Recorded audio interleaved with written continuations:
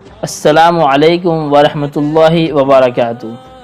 معزز شہدائیان اسلام، امید ہے کہ تمام احباب بخیر و عافیت ہوں گے۔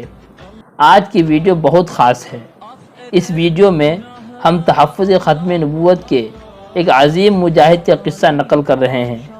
قصہ نہایت سبق آموز اور قابل تقلید ہے۔ ہو سکے تو اسے اپنے دوستوں کو بھی سنائیں۔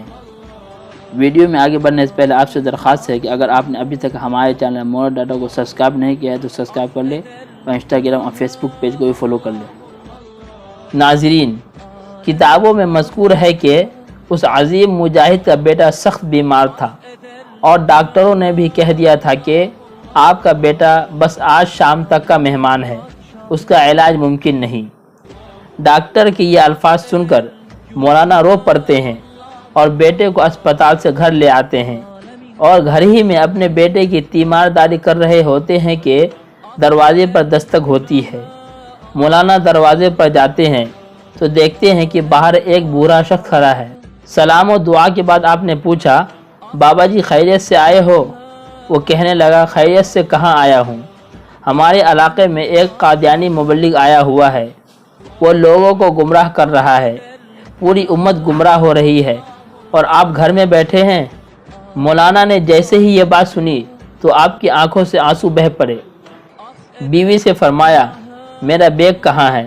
بیوی نے بیگ لا کر دے دیا اور آپ بیگ ہاتھ میں پکڑے ہوئے گھر سے روانہ ہونے لگے۔ بیوی نے دامن پکڑ لیا اور کہنے لگی، آخری لمحات میں اپنے نوجوان بیٹے کو اس حالت میں چھوڑ کر کہاں جا رہے ہیں؟ مولانا نے آسمان کی طرف نظریں اٹھائی اور پھر روانہ ہونے لگے تو بیٹے نے کہا، ابا جان، میں آج کا مہمان ہوں، چند لمحے تو انتظار کر لیجئے، میری روح نکل رہی ہے، مجھے اس حال میں چھوڑ کر نہیں جائیے۔ مولانا نے نوجوان بیٹے کو بوسہ دیا اور رو کر فرمایا، بیٹے، بات یہ ہے کہ میں محمد صلی اللہ علیہ وسلم کے دین کی خاطر جا رہا ہوں، کل قیامت کے دن حوض کوثر پر ہماری تمہاری ملاقات ہوگی۔ یہ فرمایا اور گھر سے نکل گئے۔ ابھی بس اڈے پر بس میں بیٹھے ہی تھے کہ چند لوگ دوڑے ہوئے آئے اور کہنے لگے کہ مولانا، آپ کا بیٹا فوت ہو چکا ہے، اس کا جنازہ تو پڑھاتے جائیے۔ مولانا یہ سن کر رونے لگے اور فرمایا، جنازہ پڑھانا فرض کفایہ ہے اور امت محمدیہ کو گمراہی سے بچانا فرض عین ہے۔ فرض عین کو چھوڑ کر فرض کفایہ کی طرف نہیں جا سکتا۔ پھر وہاں کے لیے روانہ ہو گئے جہاں قادیانی مبلغ لوگوں کے ایمان پر ڈاکہ ڈال رہا تھا۔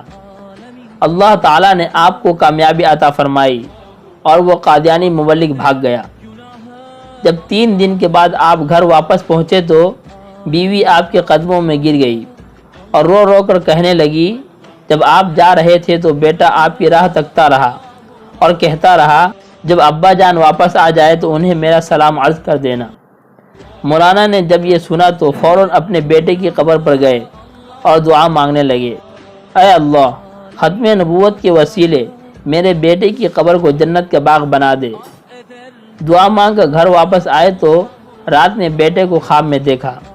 بیٹا کہہ رہا تھا کہ ابا جان، ختم نبوت کے وسیلے اللہ تعالیٰ نے میری مغفرت فرما دی اور میری قبر کو جنت کا باغ بنا دیا۔ ختم نبوت کے اس عظیم مجاہد کو دنیا مولانا غلام غوث ہزاروی رحمۃ اللہ علیہ کے نام سے جانتی ہے۔ آپ کی زندگی کا آغاز 1896 سے ہوا اور حسن اختتام 1981 میں ہوا۔